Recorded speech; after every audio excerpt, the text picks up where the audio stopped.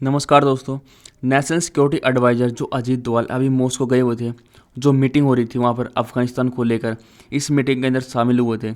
But इस meeting के अंदर पाकिस्तान वो शामिल नहीं था। अब पाकिस्तान शामिल क्यों नहीं था, ऐसे क्या कारण थे और कौन सी मीटिंग हो रही थी, सब बात करते हैं। जो फिफ्थ मीटिंग थी नेशनल सिक्योरिटी एडवाइज़र की, जो अभी रशिया हो रही थी, इस मीटिंग के अंदर देखा जाए तो क्यों हो रही थी, अफ़गानिस्तान को लेकर, वहाँ पर शांति स्टेबिलिटी को लेकर जो मीटिंग हो रही थी। और इस मीटिंग के अंदर India, China, Iran, Tajikistan, Uzbekistan, Kyrgyzstan और तुर्कमेनिस्तान, इन देशों के सुरक्षा सलाहकार वहाँ पर आए हुए थे। बट पाकिस्तान की तरफ से कोई शामिल नहीं था। और यहाँ पर पाकिस्तान ने क्या कहा, और पहली बार भी नहीं है, जब इंडिया के अंदर 2021 के अंदर जो मीटिंग हुई थी उसके अंदर भी क्या है, चाइना पाकिस्तान उस शामिल नहीं था। अब देखा जाए तो जो फिफ्थ मल्टीलेटरल सिक्योरिटी डायलॉग हुआ, इसके अंदर अजीत डोभाल ने की तरफ गए हुए थे। उन्होंने खुद कहा कि हम अफ़गानिस्तान के लोगों के साथ दिल खोल कर खड़े हैं, कल को भले ही कोई भी सिचुएशन वो आ जाए। मतलब पाकिस्तान शामिल क्यों नहीं था, यहाँ पर पहले बात कर लेते हैं पाकिस्तान ने क्या कहा। देखो, जो पाकिस्तान के जो पॉलिटिकल एनालिस्ट कुमार चीमा, इनकी तरफ से बयान आया। इन्होंने कहा कि पाकिस्तान को खूबसूरत तरीके से फार कर दिया, मतलब अलग कर दिया, जो अफ़गानिस्तान को लेकर जो NSA की जो मीटिंग हो रही थी। और इसके बाद उन्होंने कहा कि आज पाकिस्तान के अंदर हालत ऐसी हो चुकी है कि हर कोई देश पाकिस्तान अफ़गानिस्तान को लेकर बात कर रहा है, बट इसके अंदर क्या है, वो पाकिस्तान नहीं है।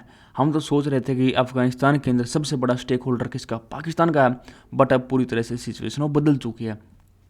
तो उसके बाद बात करें पाकिस्तान के जो फॉरेन मिनिस्ट्री स्पोक्स पर्सन, जिनका नाम है मुमताज़ जहरा, इन्होंने कहा कि पाकिस्तान को इनवाइट तो किया गया था, बट पाकिस्तान ने अटेंड करने से मना कर दिया। अब क्यों मना किया, इन्होंने कहा कि हमें और इससे बड़ा मंच और मिल सकता है जहां पर हम अफ़गानिस्तान की शांति को लेकर और बातचीत कर सकते हैं। देखो, कहीं ना कहीं इनका टारगेट ये था कि इस मीटिंग के अंदर इंडिया शामिल था।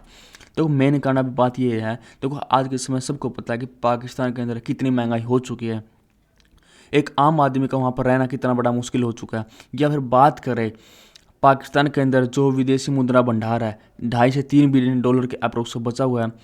15-20 दिन तक अपने देश के अंदर खाना, अपने देश के अंदर इंपोर्ट वगैरह वो कर सकते हैं, इतना कुछ पैसा बचा हुआ पाकिस्तान के पास। या फिर बात करें पाकिस्तान ने जो थोड़ा बहुत चंदा इकट्ठा किया दूसरे देशों से जाके, थोड़ा बहुत अमेरिका, जर्मनी जाके थोड़ा बहुत जो चंदा इकट्ठा किया, अभी पाकिस्तान के अंदर इतना ज़्यादा करप्शन हो चुका है कि कुछ आधा पैसा तो अपने आप खा गए, लोगों को थोड़ा बहुत पैसा पहुंचा है। तो और कहीं ना कहीं अभी पाकिस्तान के जो अधिकारी है, जो IMF की तरफ AD उठा उठा कर बाट देख रहे थे कि IMF से थोड़ा बहुत चंदा वगैरह, थोड़ा बहुत पैसा वगैरह मिल सके, बिलियंस ऑफ डॉलर जो थोड़ा बहुत तो मिल पाए, ताकि अपने देश का गुजारा चला सके। तो अभी IMF की जो 9th रिव्यू थी पाकिस्तान के अंदर जो आए हुए थे, उन्होंने एक ऐसी शर्त रख दी जिसके बाद शहबाज शरीफ को मुश्किल हो गया है कि अपने देश को बचाऊं या अपनी सरकार को बचाऊं, अपनी कुर्सी को बचाऊं, क्या करूं।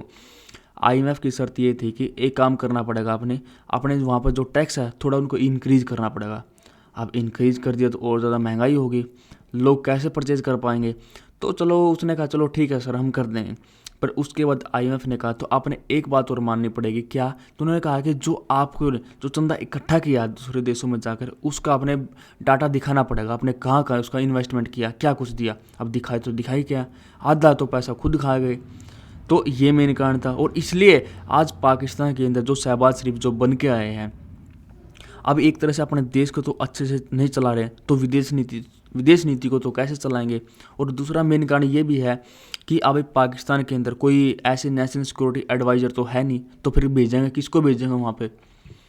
और आज बात करें इंडिया और अफ़गानिस्तान को लेकर, जो उनके रिलेशनशिप को लेकर, जो अभी अफ़गानिस्तान को लेकर जो मीटिंग हो रही थी मॉस्को के अंदर, वहाँ पे NSA अजीत डोभाल ने कहा कि हम अफ़गानिस्तान के लोगों के साथ हर समय खड़े हैं, चाहे कल को कोई भी समस्या वो आ जाए।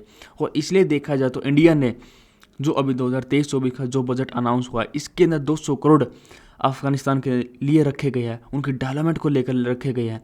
और देखा जाए तो जब कोरोना वायरस आया था, तो उस समय भी इंडिया ने 40,000 मैट्रिक टन है वो गेहूँ पहुँचाया था।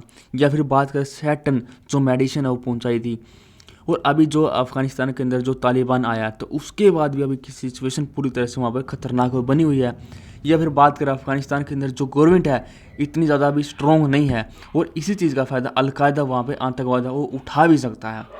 या फिर बात करें वहाँ पर अफ़गानिस्तान के अंदर जो इस्लामिक स्टेट है, जो आतंकवाद धीरे धीरे वो ज़्यादा इंक्रीज हो रहा है। कल को अफ़गानिस्तान की धरती के ऊपर और ज़्यादा आतंकवाद वो फैल सकता है, और कहीं ना कहीं सारा इंडिया सोचता है कि इस आतंकवाद को कैसे कैसे थोड़ा धीरे धीरे कम किया जाए। या फिर बात करें, इंडिया अपने रिलेशन अफ़गानिस्तान के साथ थोड़ा इंक्रीज करके हम पाकिस्तान और चाइना को काउंटर बैलेंस वो कर सकते हैं।